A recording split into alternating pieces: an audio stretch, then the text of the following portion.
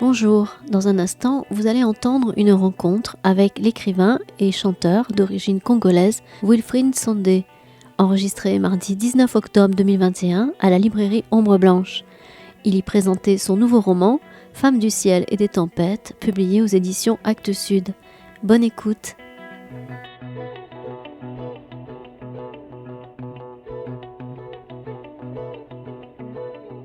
Bonsoir, je suis heureux de vous accueillir à Ombre Blanche et d'accueillir Wilfried Nsonde pour son tout dernier livre qui est sorti le 18 août, m'a-t-il dit, oui. Femme du ciel et des tempêtes, et qui suit le parcours de son auteur. On se disait avant d'arriver ici que vous enchaîniez les rencontres auprès des lecteurs.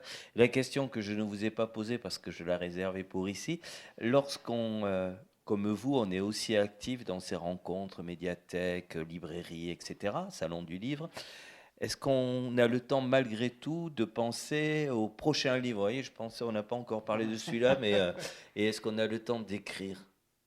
Alors bonsoir, merci d'être là. Oui, je prends le temps d'écrire. J'écris dans le train puisque je passe beaucoup de temps dans le train. Et parce que j'étais en avril-mai, j'étais sur la goélette Tara au large du Chili. Donc j'étais avec des scientifiques. Et il se trouve que la mission de la goélette Tara, qui a commencé en novembre 2020, se terminera en septembre 2022. Et j'aimerais bien que le livre soit prêt pour septembre 2022, quand le bateau rentrera à Lorient. Voilà. Ça, je suis bien curieux de savoir pourquoi. Ça va parler de quoi? Ça va être, entre autres, alors c'est vraiment un défi littéraire, parce qu'il y aura une grosse partie qui se passe sous la mer, et les personnages sont du plancton. Du plancton. C'est original. Les amours du plancton. Ah, d'accord. Le plancton est un monde extraordinaire. Je n'en doute pas, mais ça échappe à mon savoir, ça. Et ben, alors, les amours du plancton, ça tournera autour du phénomène de symbiose. Il y a un phénomène où du zooplancton, donc du plancton animal, est en mesure d'entrer en symbiose avec du phytoplancton, donc du plancton végétal. Et c'est vraiment une union. Ils fusionnent. Et c'est extraordinaire parce que il n'y a pas, comment dire, il n'y a pas phénomène plus symbolique en termes de diversité, de rencontres, de différences, puisque là on est dans une rencontre de règnes différents. C'est vraiment votre colonne vertébrale, le dénominateur commun, cette recherche d'entente entre, malgré les différences, dans votre œuvre. Alors, je fais un retour en arrière, parce que là, étrange principe de commencer par le livre suivant. J'aurais pu commencer par la présentation. Donc, Wilfried Nsonde, vous êtes né à Brazzaville, vous avez grandi en Île-de-France, vous êtes actuellement à Lyon, et vous avez vécu 25 ans à Berlin. Écrivain et chanteur, vous l'êtes toujours, ça? Vous pratiquez toujours ou pas? Mais beaucoup moins. Beaucoup moins. Voilà, le livre prend tellement de place, j'ai plus le temps de chanter. Et c'est normal qu'ils prennent tellement de place puisqu'ils sont très très bien reçus. Alors 5 romans publiés chez Actes Sud, Le cœur des enfants léopards, je cite entre autres, 2007, prix des 5 continents de la francophonie, prix Saint-Gore de la création littéraire. Et surtout, je ne parle pas forcément de qualité, mais de réception, de prix, Un océan, 2 mers, 3 continents, qui est sorti en 2018 et qui a reçu une dizaine de prix littéraires et nominé, vous me disiez 40 fois. 40 fois, même. 40 fois nominé. Le prix Kuruma, le prix France Bleu, Page des librairies, le prix des lecteurs de l'Express, BFM TV. Enfin, c'est merveilleux d'avoir cet accueil-là. concernant celui dont nous allons parler plus particulièrement aujourd'hui, autrement dit, Femme du ciel et des tempêtes, je vous laisse le résumer, mais je peux quand même vous lancer en disant qu'il s'agit d'une découverte un peu surprenante de la part de quelqu'un aussi surprenant, puisqu'il s'agit d'un chaman de Sibérie. Alors, quelle découverte a-t-il faite? Alors Noum, le chaman, découvre sur la péninsule de Yamal, donc dans le nord de la Sibérie, au-delà du cercle polaire, au hasard d'un glissement de terrain, il découvre une sépulture préhistorique, donc un corps très bien conservé puisqu'il était dans la glace depuis 8000 ans, et c'est une femme qui a la couleur de peau noire. Donc une découverte sensationnelle. Mais pas farfelu, parce que ce qui m'a inspiré cette femme, c'est la découverte au Danemark de l'ADN d'une femme qui avait vécu au Danemark il y a 10 000 ans, et l'ADN qui ne ment pas, l'ADN dit qu'elle avait la peau noire, les yeux bleus, les cheveux bouclés. Voilà. Ce phénotype-là, mesdames, c'était le phénotype majoritaire en Europe jusqu'à il y a 5000, 6000 ans. Il y a même un documentaire sur France TV qui en parle. Vous pouvez me redire la description? Bouclés, cheveux bouclés noirs, yeux bleus et peau noire. D'accord. Voilà. Vous avez parlé de fable, c'est vous qui avez prononcé ce mot. C'est ainsi que vous le concevez, votre roman? Non, j'ai des femmes. Non, j'ai pas des fables. Ah, j'ai cru que vous parliez non. de fables. J'ai vraiment cru entendre ce mot, et d'autant plus cru que on pourrait dire qu'il s'agit d'une fable, ou vous n'êtes pas d'accord? Un conte, une fable, il y a quelque chose qui tient de la parabole, non? Ah oui, alors bon, c'était pas conscient, c'était pas voulu, mais beaucoup de lecteurs trouvent que c'est un conte. Alors je ne connais pas très bien les ressorts du conte, donc je ne peux pas dire si c'est juste, mais enfin voilà. Des personnages emblématiques, on va dire, au service d'une histoire édifiante, mais pas dans le mauvais sens du terme, d'où peut se dégager une morale. Je pensais, en venant à votre rencontre, je pensais à cette phrase d'André Gide qui disait « On ne fait pas de littérature avec de bons sentiments ». Vous essayez de lui prouver le contraire, en tout cas. Non? Vous lui prouvez le contraire. Il y a de bons sentiments. Votre littérature était au service d'idées très humanistes. Oui, alors c'est fou parce qu'on me reproche souvent d'écrire des livres très durs. Ouais.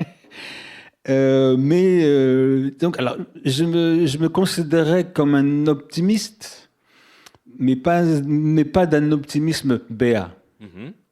Voilà, je pense que l'optimisme est intéressant quand il ne nie pas la dureté du monde.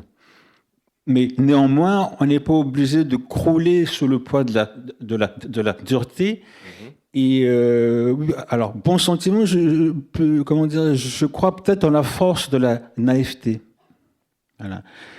L'être humain est très complexe, mais je pense qu'on peut se retrouver, on peut trouver des ressources intéressantes dans une sorte de naïveté, oui, peut-être.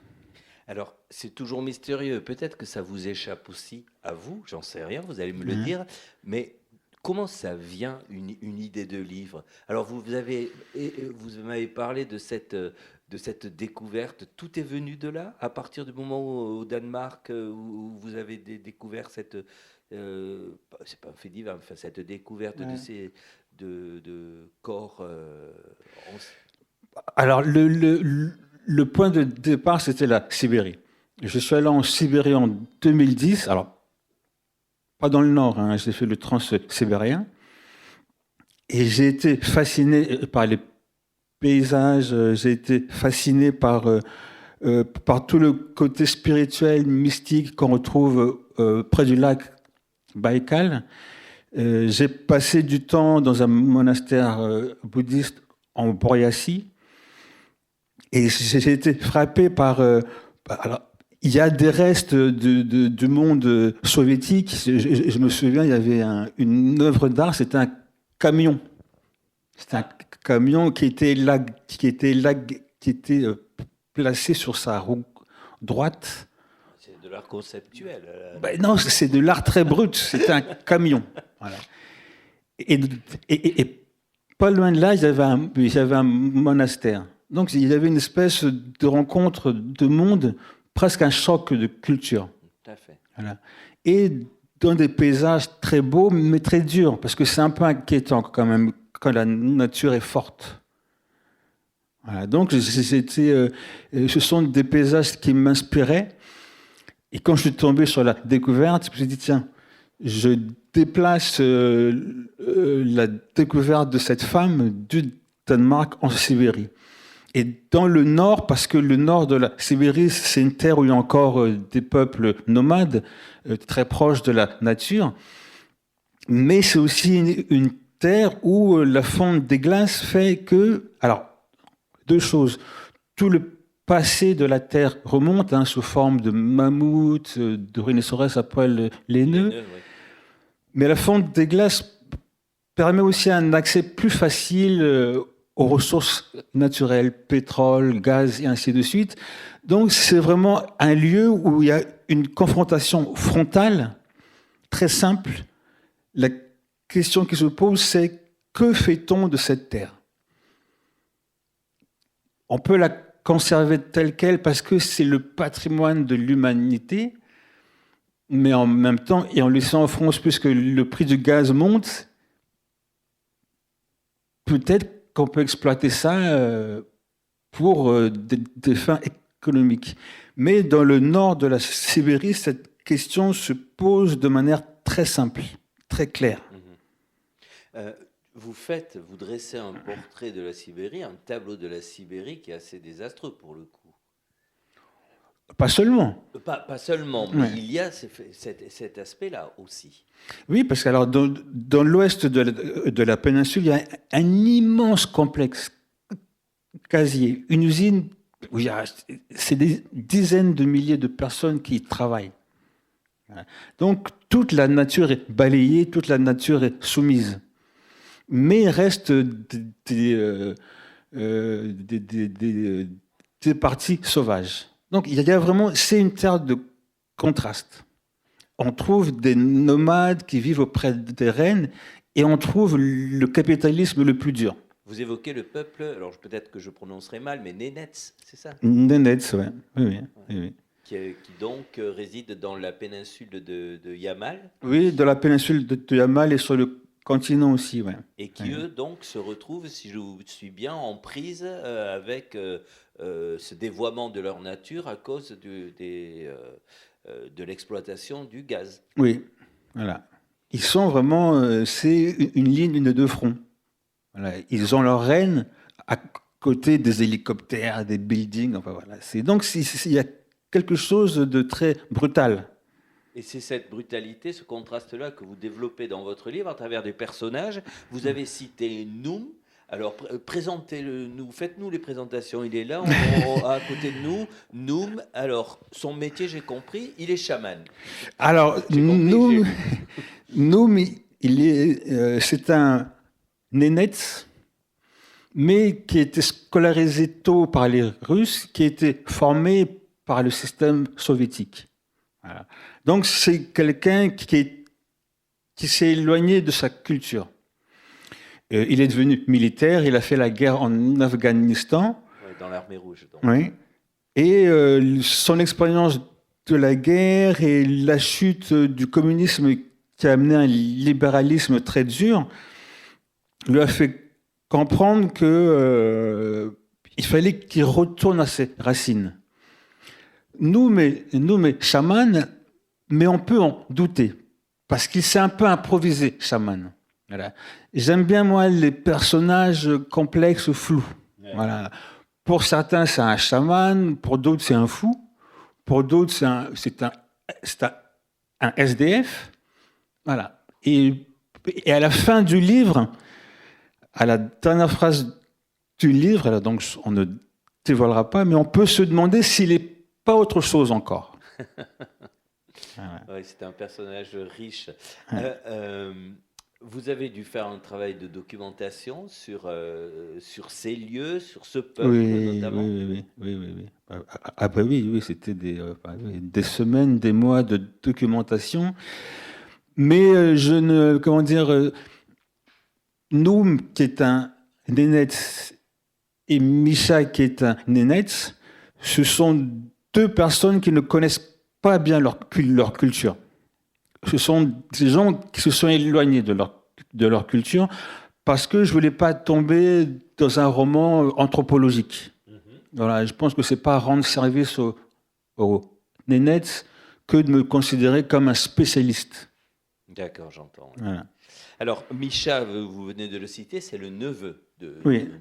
Lui, on ne dira pas de quelle manière, mais lui aussi est un personnage complexe, en tout cas qui se complexifie au fil du roman. C'est quelqu'un qui, à l'inverse de Noum, voit plutôt d'un bon œil le progrès, n'en voit pas les dérives. Mais c'est qu'il attend le progrès. Voilà. Misha, c'est un peu, je dirais, c'est l'archétype de l'autochtone, de l'indigène, voilà, de tous ces peuples qui sont méprisés depuis des siècles. Hein. Ça peut être les aborigènes, les San, les Amérindiens. C'est un jeune, tout ce qu'il souhaite, c'est que l'usine soit construite pour qu'il ait un salaire, pour qu'il puisse s'acheter une voiture, pour qu'il puisse vivre comme vous et moi. On ne peut pas lui en vouloir. Il n'a pas envie d'être un éleveur de rennes, de chasser l'ours blanc. Il veut vivre dans ce qu'on appelle la modernité. Ce faisant, il attend que l'usine se fasse. Et donc, il est en conflit avec son oncle. Voilà. Pour symboliser aussi ce conflit qui est inhérent au peuple dit autochtone indigène. Voilà. Ceux qui tiennent aux traditions ancestrales et ceux qui n'en veulent plus parce qu'ils veulent embrasser la modernité. Et ça se comprend. En tout cas, ça s'entend. Ce qu'on peut lui reprocher, encore que il ne savait peut-être pas où il mettait les pieds, c'est sa collaboration avec un personnage douteux, mais lui aussi complexe d'ailleurs, Sergueï. Sergueï, oui. Alors, Sergueï, c'est le chef d'entreprise qui veut construire l'usine. Donc c'est quelqu'un sans scrupules, violent, même s'il aime la grande musique, même s'il a très peur. Voilà. C'est un ancien pauvre. Voilà. Dans nos sociétés libérales, la pauvreté est une violence. C'est Gandhi qui le dit, c'est la pire des violences. Donc, sa vie tourne autour de l'idée d'être de moins en moins pauvre. La revanche. Voilà, la revanche du pauvre, d'être de moins en moins pauvre, et moins on est pauvre, plus on devient riche, et plus la vie tourne autour de l'argent. Voilà. Alors, certains disent que ce personnage est caricatural, moi je dis non. Parce qu'il est le produit d'un système qui organise toute la société autour de l'argent, qui simplifie le monde. Voilà. Je suis ce que je gagne. Ouais. Je vaux ce que je gagne. Hein, dans un système de compétition, je gagne, je perds. C'est binaire. Vous disiez, vous mettez l'accent sur la pauvreté de son enfance, mais il avait aussi affaire à un père violent. Il était en prise à la violence. Ça va même au-delà du manque d'argent. Oui, pauvreté, violence, alcoolisme. Oui. Ce qui a développé chez lui, parce que c'est ce que j'ai apprécié personnellement, c'est que vous parliez de caricature. Cette caricature, elle n'existe pas dans la mesure où c'est un personnage qui est anxieux. Le mot est dit, le mot est écrit.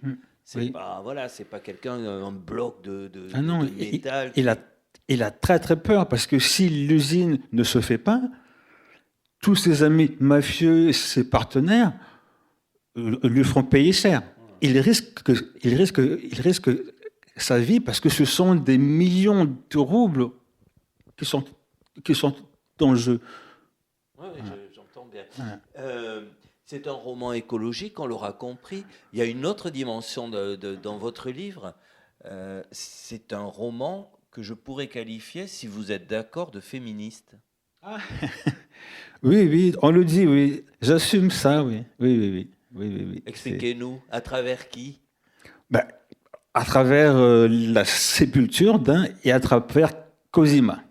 Ouais. Cosima, qui fait partie de l'expédition scientifique qui va être montée pour soutenir le chaman.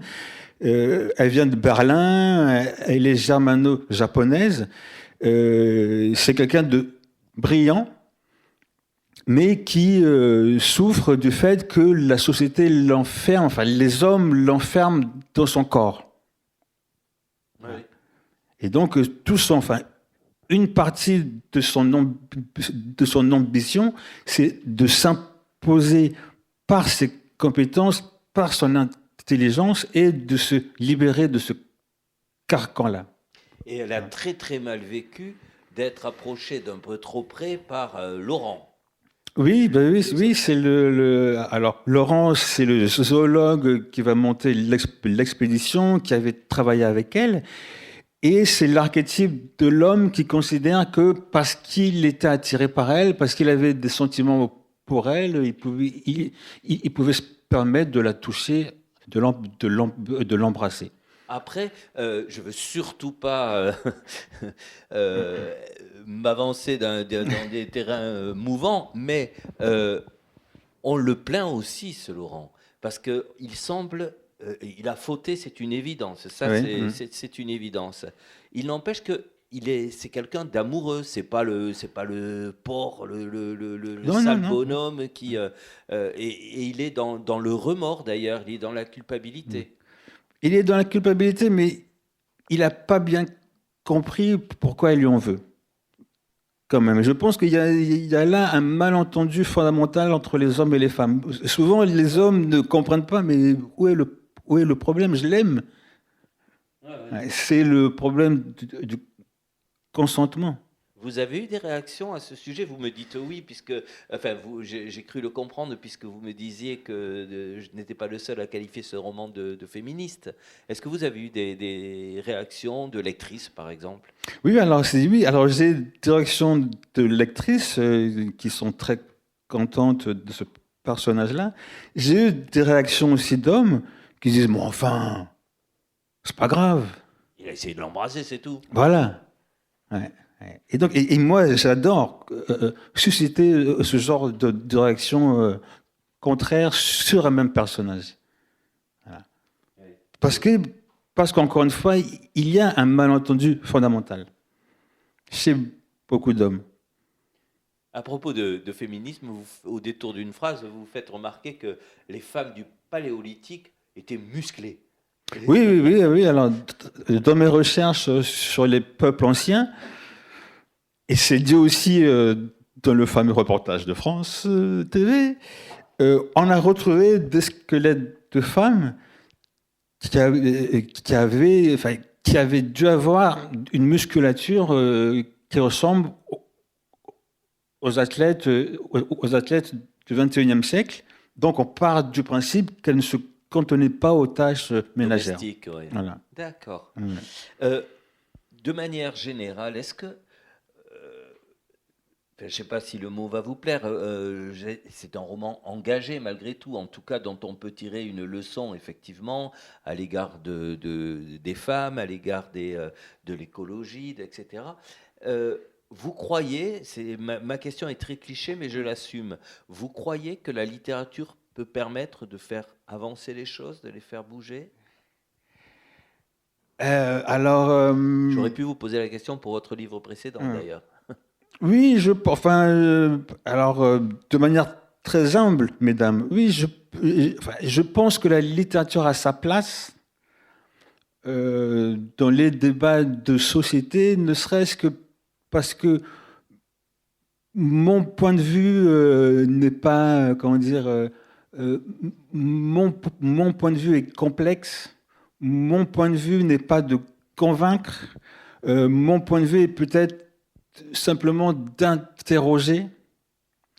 C'est un roman choral où chaque voix a sa place, l'industriel a sa place, l'indigène entre guillemets a sa place, les scientifiques et ainsi de suite. Alors peut-être mon engagement serait de dire il faut qu'on s'écoute.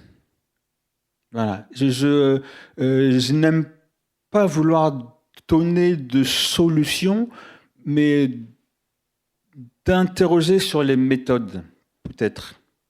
Et ça, dans le discours politique, on n'a pas le temps pour ça, dans le discours médiatique encore moins.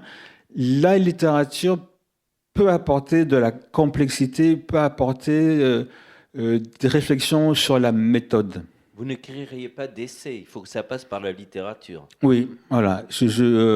Parce qu'en plus, mesdames, c'est un roman d'aventure. Donc l'ambition de ce roman-là, c'est de traiter de sujets profonds, mais d'apporter une forme presque ludique. Voilà, j'aimerais que ce soit un livre où on a envie de tourner la page. Parce qu'il y a de la tension, parce qu'il y a du suspense, parce qu'il y a du mystère. Voilà. Pour rester dans les mots, là, il y a une réplique, on va dire, qui m'a interrogé, je vous la soumets. La parole n'a jamais été cœur de sagesse. Pour convaincre ou instruire, il faut atteindre le cœur. Jamais les mots ne seront de fidèles messagers des émotions, ils n'en restituent qu'un pâle résumé. Alors je répète, jamais les mots ne seront de fidèles messagers des émotions, ils n'en restituent qu'un pâle résumé. Je me suis dit, mais être écrivain, écrire ça, c'est pourtant vous êtes chargé avec des mots de nous transmettre des émotions. Vous êtes en train de nous dire que c'est difficile, qu'on ne peut pas y arriver ? Si, ce que je suis en train de dire, c'est qu'il faut être humble. Voilà. Ouais. J'avais parlé avec un moine bouddhiste qui m'expliquait que pour lui, l'être humain avait été créé comme un pitre, comme un clown, partant du principe que la nature est quelque chose d'assez calme, ennuyeux, voilà, sauf quand il y a un tremblement de terre, un glissement de terrain. Et donc, on aurait créé les êtres humains pour faire du spectacle. Des explosions, de la lumière, on construit des trucs, voilà. Tout ça pour égayer un peu la création. Et je me suis dit, tiens, mais s'il a raison, c'est important de ne pas trop se prendre au sérieux. Et je pense que notre monde du XXIe siècle pêche par l'arrogance de beaucoup, sinon de tous. Alors, les femmes, les hommes politiques savent toujours tout. Les médias savent tout. Et il est peut-être aussi la source de beaucoup de nos problèmes. Si on était plus humble, plus à l'écoute, plus dans l'incertitude, dans l'humilité, peut-être qu'on pourrait régler un certain nombre de questions. Et est-ce qu'il est possible de faire des livres si l'on s'appuie sur le doute et l'incertitude ? C'est pas, on risque pas de se perdre Mais je pense que c'est en tout cas ça peut permettre une lecture plus intéressante parce que voilà, encore une fois, nous on se demande est-ce que c'est vraiment un chaman ? Non, mais là je parle de vous en tant qu'auteur. Je me souviens d'un auteur qui disait mais moi, quand j'écris un livre, j'ai besoin de croire, même si je sais que c'est pas vrai dans le fond, mais j'ai besoin de croire que je suis le meilleur écrivain du monde. Au moment où je l'écris, j'ai besoin de ça pour pouvoir me lancer. Sinon, à quoi bon ? Tout a déjà été fait, etc. Alors, c'était votre posture à vous. Est-ce que l'humilité, elle existe quand vous écrivez, ou est-ce que vous êtes obligé de la mettre dans la poche Alors, par respect pour le lecteur, pour la lectrice, parce qu'on demande quand même aux gens de se déplacer, on leur demande de dépenser de l'argent pour acheter nos livres. Donc, par respect pour la lectrice, pour le lecteur, quand j'écris, je donne le meilleur de moi-même. Et pour ça, j'ai pas besoin d'être meilleur qu'un autre. Oui. Vous avez besoin d'être le meilleur de vous-même, Voilà. comme vous venez de le dire. Voilà. Il faut que je sois au maximum de ma concentration, au maximum de ma documentation. Voilà. Oui. Je donne le meilleur de moi-même. Voilà. Voilà. Oui, Et comment oui, ça oui. se passe là si on rentre dans votre bureau? On vous y trouve à quelle heure? Vous travaillez longtemps? Vous travaillez Alors, d'un seul jet tout au long d'une année? Je l'ignore, ça. alors ça, c'est vraiment de projet en projet. Mais avec les années, puisque ça fait quand même 15 ans maintenant que j'écris des romans, je sais que je suis très, très efficace 4 heures par jour. Oui, c'est déjà bien. Ouais, voilà. 4 heures par jour, là, je travaille bien. Ensuite, je peux faire des corrections, de la mise en page, mais ouais, voilà, je travaille 4 heures par jour, je donne tout. Voilà. Et après, oui, selon les projets, il y a plus ou moins de documentation, d'interviews, voilà, parce que je n'invente pas un chef d'entreprise, je n'invente pas un chaman. Voilà, je parle avec plusieurs personnes, je prends des notes, je prends des fiches, je les traite, voilà. Et pour ce roman-là, en fait, je faisais de la documentation et du traitement de documentation un peu en même temps, et je rédigeais le lendemain. Vous savez qu'on trouve de la documentation sur les nets, par exemple, sur Internet, ça suffit? Sur Internet, en médiathèque, oui, oui, oui. Alors, il y a un personnage que j'ai gardé pour maintenant parce que il est particulièrement attachant, me semble-t-il, c'est Silver, Oui. un anthropologue d'origine congolaise et qui, lui, il règne sous le permafrost vers laquelle il va, mais il en connaît une autre. Oui, oui, oui, il en connaît une autre, c'est une reine du Congo du XIIIe siècle Avec un K, avec le Congo avec un K. oui, oui, voilà, qui est enterrée à Mbanza Congo, qui était l'ancienne capitale royale, et qui est enterrée en fait sous l'autel euh, de l'église que les Portugais ont construit au XVIe siècle. Voilà, donc il s'est recueilli sur la tombe de cette reine quand il entend parler de la reine de Sibérie. Et lui, parce que bon, c'est un jeune homme perturbé. Voilà, c'est un jeune homme qui a un problème d'identité. Il ne sait pas qui il est, parce que il est né en France, il ne connaît pas l'Afrique, et comme il souffre d'un burn-out sévère, parce qu'à un moment de sa vie, il a fait le choix comment dire, une reconversion professionnelle dans les assurances pour gagner de l'argent. Mais au bout de 2 ans, il se rendait compte que ça n'avait pas de sens. Donc, il ne trouvait pas de sens à sa vie. Il retourne sur la terre de ses ancêtres et au final, il comprend que c'est en Sibérie, dans l'histoire de l'humanité entière, qu'il va peut-être se retrouver. Et donc, Silver, accompagné, alors il y aura une histoire d'amour, mais peut-être qu'il ne faut pas la déflorer, accompagné de Cosima, de Laurent, vont rejoindre Noum pour essayer de retrouver et de s'occuper de cette reine, nonobstant les bâtons dans les roues qu'essaie de mettre Sergueï, accompagné de Micha. Je voudrais ouvrir le livre à la page 138 parce que vous faites, ou du moins le chaman, mais justement vous allez me dire si c'est le chaman ou vous-même, j'ai une petite idée sur la réponse. Vous faites un portrait, là encore, un tableau de notre modernité, mais qui est très très rude. Ce soit égaré, on retrouve ce que vous disiez d'ailleurs tout à l'heure, dans l'illusion que la richesse consistait en l'accumulation de biens matériels. Ils avaient transformé les sociétés humaines en une juxtaposition d'individus égocentriques, blasés, sans égard pour ceux qui vivaient autour d'eux.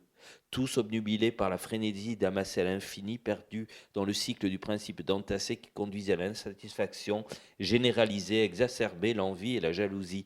Est-ce que vous cherchez à être outrancier, je vous taquine, hein, bien évidemment, pour faire réagir le lecteur, ou c'est vraiment une vision que vous avez, vous? C'est une vision de chaman. Voilà, Noum, c'est retirer Noum et quelqu'un qui vit dans la nature. Si, j'arrive. Voilà, c'est que quand on est chaman, quand on a pris le chemin de vivre dans la nature, c'est-à-dire de ne même pas se considérer comme un observateur de la nature, donc encore moins comme un exploiteur de la nature, le regard qu'on a sur notre monde est très très dur. Je force le trait pour être dans une vision de chaman, mais je pense que cette description ressemble un peu à notre monde. Oui. Développer. Développer, on accumule. On accumule du matériel. Sans même dire, on met au pas la nature. On ne la considère que dans la mesure où elle nous est utile. Mais même moi, hein, je vais à la plage, si il fait pas beau, je peux pas me baigner, je peux pas faire de surf, j'y vais pas. Je ne m'intéresse pas à l'océan en tant que tel, je m'intéresse à l'océan dans la mesure où je peux m'en servir. Voilà. Mais la littérature, on n'est pas dans le matériel, on est justement, vous êtes le témoin contraire de ces travers-là, non? Enfin, l'acteur contraire de ces travers-là. Oui, je me soigne. La littérature, c'est une manière de se soigner. Oui, voilà. C'est pas mal comme. Oui, non, alors, il y a la spiritualité, il y a l'art qui aide à considérer le monde autrement que de manière quantifiable. Vous découvrez des choses grâce à vos livres? Alors, je découvre des choses grâce aux échanges, oui, qu'il y a avec les lectrices, avec les lecteurs. Oui. J'ai beaucoup de chance parce que je voyage beaucoup pour parler de livres et je rencontre beaucoup de gens qui, à l'occasion de ce genre de rencontres, me parlent de leur vision du monde. Et là, j'apprends beaucoup. C'est d'ailleurs, quand je parle de Noum qui écoute les pierres, c'est une druidesse du Finistère qui m'a initié à ça. Racontez-nous, là, c'est une druidesse du Finistère. C'est une ancienne physicienne qui a étudié la physique quantique, donc je la fais courte. Ouais. Et partant du principe que la physique quantique nous explique que tout est en mouvement, tout, même ce qui nous semble figé, donc elle s'est mise en tête d'écouter ce mouvement-là dans les pierres. Dans ce qu'il y a peut-être de plus figé, elle m'expliquait qu'elle entend les pierres. Voilà. Et vous la croyez? Je la crois. Alors moi, je n'entends pas les pierres. Hein. Ouais. J'écoute les pierres, mais je ne les entends pas. Mais elle les entendait. Mais ça renvoie à un aspect de votre livre dont je voulais parler, à travers et Silver et bien évidemment le chaman. On assiste à une séance d'ailleurs. C'est cet aspect fantastique, cet aspect irrationnel.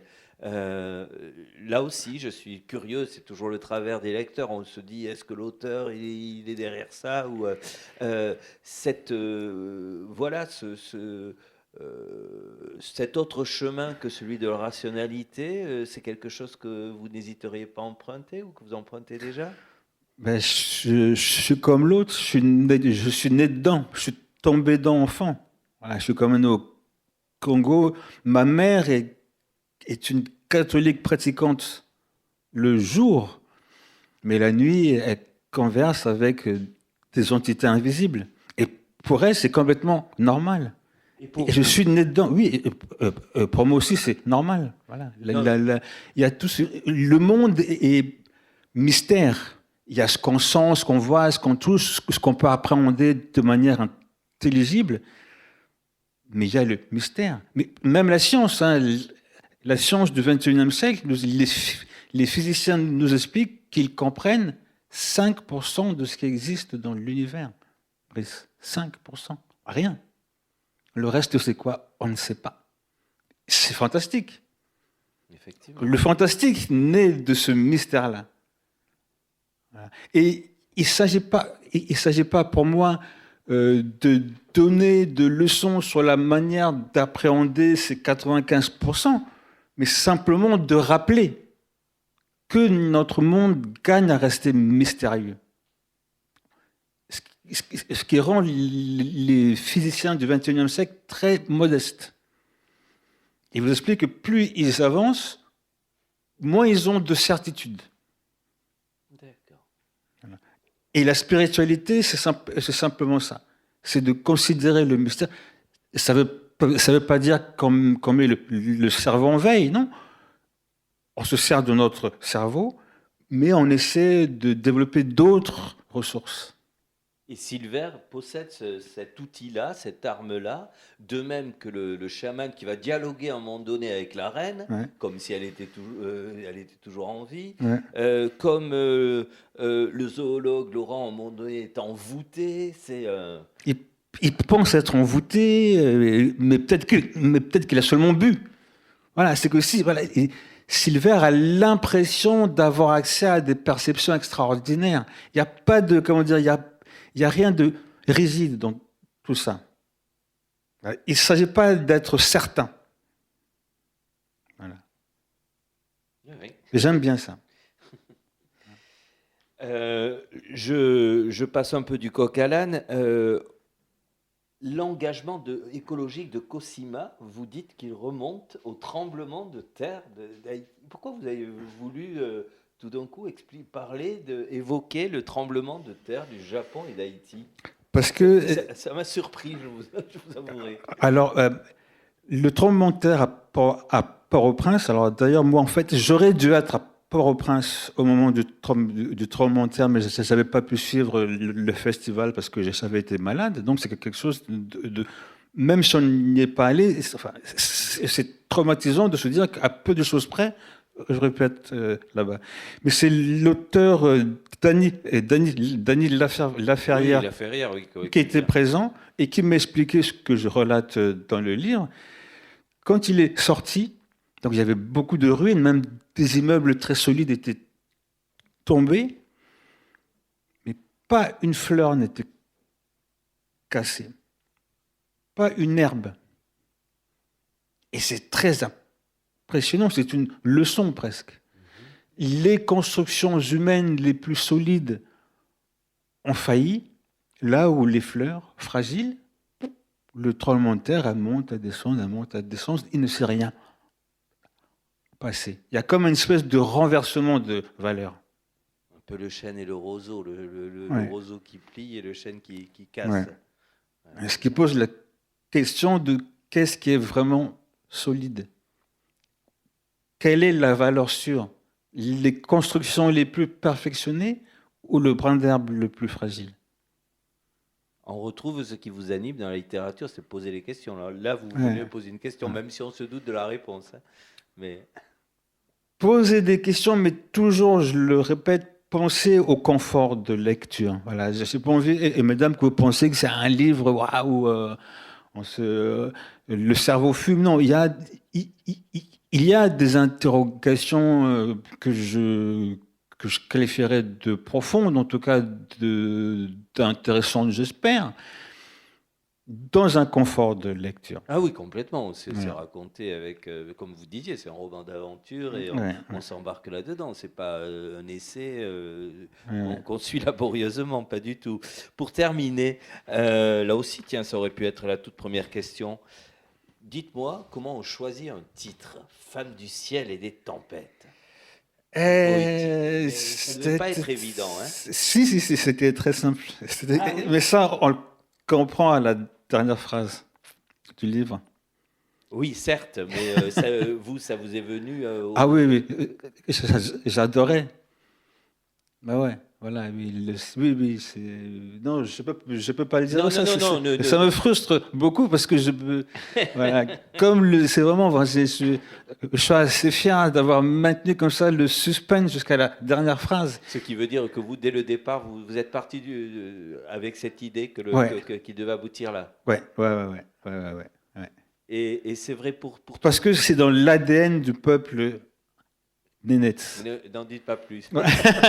Mais si, en poussant cette même logique, vous avez tout votre livre quand vous vous mettez à écrire, votre livre en tête, veux-je dire, ou vous vous surprenez?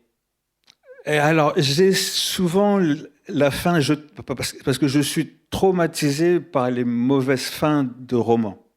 Ah oui, vous avez constaté ça? Ah oui. Vous pouvez avoir un livre de 500 pages. Si les 5 dernières pages sont mauvaises, ça casse tout. Voilà. Oui. Donc, On ne citera pas de nom. Hein. Non, quand même. Voilà. Donc, moi, je travaille la fin. Et ensuite, je fais, je reprends le début pour que tout nous mène vers la fin. Parfait. Ouais. Merci beaucoup. Si vous avez des questions, bien évidemment, n'hésitez pas. Je le redis au micro parce que ça va être enregistré. Vous demandez pourquoi Sergueï aime autant la musique alors qu'il s'agit d'un art gratuit. Effectivement, de la part de ce personnage, on aurait pu attendre autre chose. Alors, plusieurs choses. D'un, je ne voulais pas que ce personnage soit monolithique. Voilà, il a quand même un accès à l'art. Il a un goût pour l'art. Mais il aime surtout la 7e symphonie de Shostakovich, qui est une symphonie extraordinaire, mais qui est quand même qui a été créée sur une boucherie effroyable. C'est les 900 jours du siège de Leningrad. Voilà, là où toute la technologie de pointe de l'époque a créé un massacre. La 7e de Shostakovich, c'est ça. Et c'est ce qu'il aime. Voilà. La victoire dans l'adversité. Voilà. On écrase l'ennemi par tous les moyens. C'est cette musique-là qu'il aime. Et je l'aime aussi. Pas pour les mêmes raisons. Non. Alors, je suis dans une phase, où l'ailleurs m'inspire beaucoup. Mon premier roman, c'était un monologue intérieur. C'est important pour moi depuis le roman précédent. Je suis dans l'ailleurs, dans l'aventure, dans le voyage. Alors, je pense que je reviendrai un jour à l'intimisme. Mais là, oui, j'ai envie d'espace. Oui, bon, aussi parce que je voyage beaucoup. Ça fait 15 ans que je sillonne le monde. Donc, c'est fascinant, c'est inspirant. Toute cette diversité de cultures, de phénotypes que je croise, oui, c'est quelque chose qui me... j'ai envie de rendre compte de ça. Ouais, je suis assez fier. Dans ce livre, on passe de l'Angola à la Sibérie. Silver, il fait ça en 2 pages. Voilà. Mais c'est ce qui m'arrive moi aussi. Voilà, je peux être...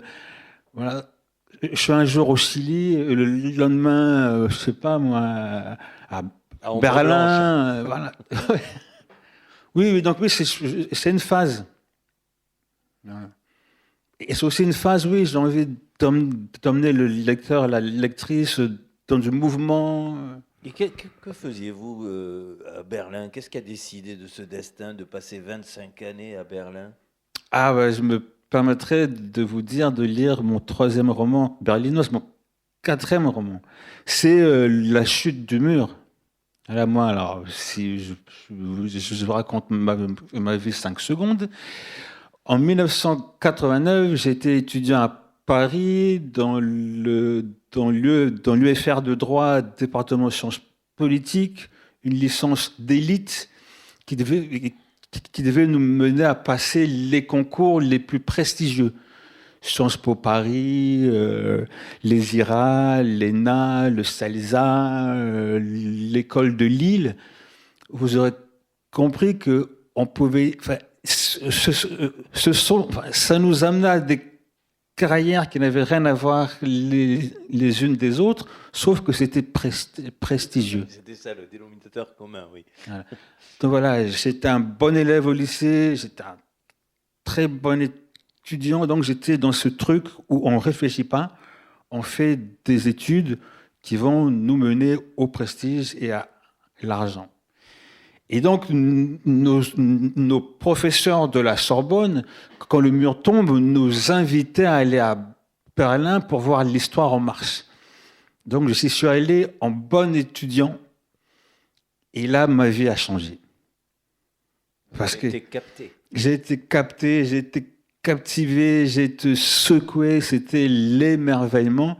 Et je me suis dit, j'avais 20 ans, je me suis dit, mais je suis en train de rater ma vie.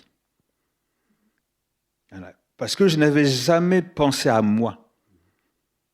Bon, pour mes parents, j'ai quand même fini ma licence, j'ai fait une maîtrise que j'ai eue avec mention, je le dis parce que j'aurais pu continuer. Voilà, parce que je n'aime pas fuir. Voilà. J'avais le dossier qu'il fallait pour passer les concours, pour faire...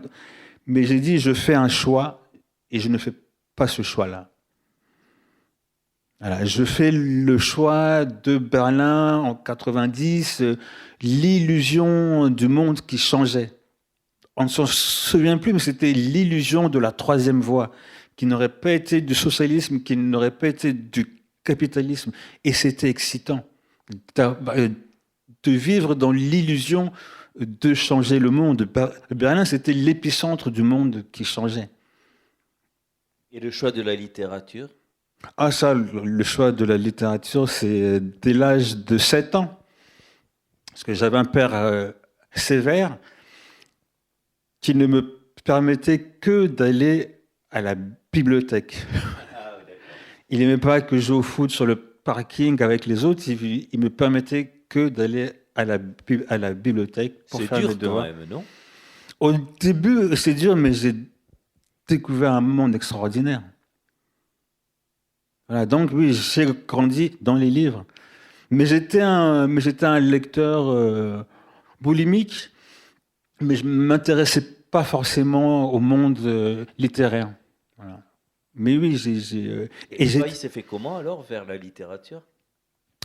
Alors en fait, donc j'ai été fasciné par les romantiques du 19e siècle. Donc je lisais Chateaubriand, Nerval, Goethe.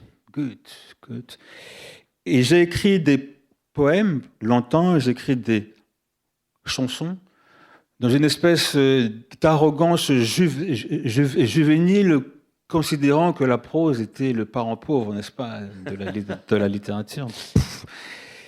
Et alors, je lui ai dit après, hein, mais j'ai lu Nos tombes. Oui, Amélie. Et quand j'ai lu Amélie Nothomb, j'avais 34 ans, 35 ans, je me suis dit, tiens, mais c'est bien, mais si on publie ce genre de choses, c'est peut-être ma chance. Donc j'ai dit à Amélie Nothomb, c'est à cause de vous que j'ai écrit. Elle me dit, non, c'est grâce à moi. Et donc voilà, et donc je me suis dit, tiens, je vais mettre la prose, donc j'ai écrit des nouvelles. Ces nouvelles ont été lues par une amie qui les a trouvées intéressantes, qui m'a dit, tiens, mais mon père est écrivain, si tu veux, il peut les lire. Moi, je lui ai dit, bah oui. Il les a eues, il les a trouvées intéressantes. Il les a envoyées chez Actes Sud. Et on m'a dit, ben, c'est très intéressant ce que vous faites, mais il faudra un roman. Donc, j'ai écrit Le cœur des enfants, Léopard, et puis... Et vous voilà, ce soir, Ombre blanche, pour défendre votre 5e roman. Voilà. On lui souhaite... non pas un très bel accueil, il a déjà un bel accueil, une belle poursuite. Merci beaucoup. Merci. Merci à vous. Merci Ombre Blanche.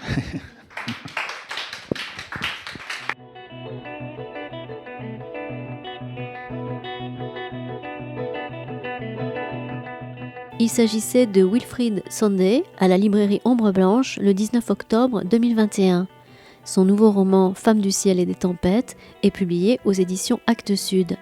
Chez ce même éditeur, Wilfrid Sonday a fait paraître 5 autres romans, dont Le cœur des enfants léopards en 2007, prix des 5 continents de la francophonie et prix Sangor de la création littéraire, et Un océan, 2 mers, 3 continents en 2018, récompensé par de nombreux prix littéraires, parmi lesquels le prix Amadou Kourouma.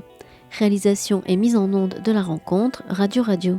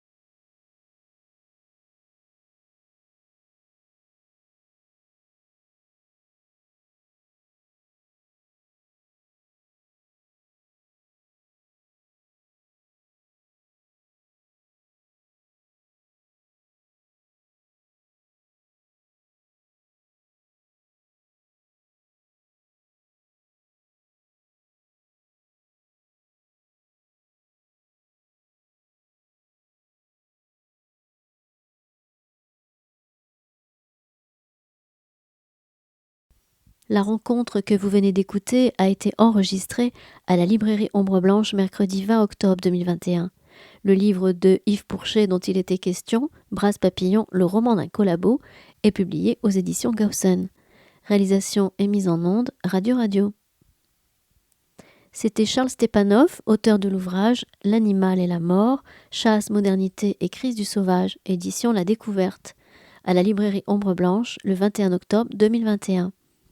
Réalisation et mise en onde de la rencontre, Radio Radio. Vous venez d'écouter à l'instant Bertrand Vessière, auteur du livre 2001, L'explosion d'AZF, de l'usine nourricière à l'usine meurtrière, édition Midi-Pyrénéenne, à la librairie Ombre Blanche, samedi 23 octobre 2021. Réalisation et mise en onde de la rencontre, Radio Radio. Vous venez d'écouter François de Bernard, auteur de l'ouvrage Le miroir de Venise, édition Héloïse d'Ormesson, à la librairie Ombre Blanche lors d'une rencontre enregistrée le samedi 23 octobre 2021, réalisée et mise en onde par Radio Radio. Il s'agissait d'une rencontre enregistrée samedi 30 octobre 2021 à la librairie Ombre Blanche dans le cadre de la quinzaine franco-allemande entre le romancier toulousain Pascal Dessein et Beate Braumann, la traductrice allemande, avec Ronald Vouillet de son roman L'horizon qui nous manque. Réalisation et mise en onde, Radio Radio.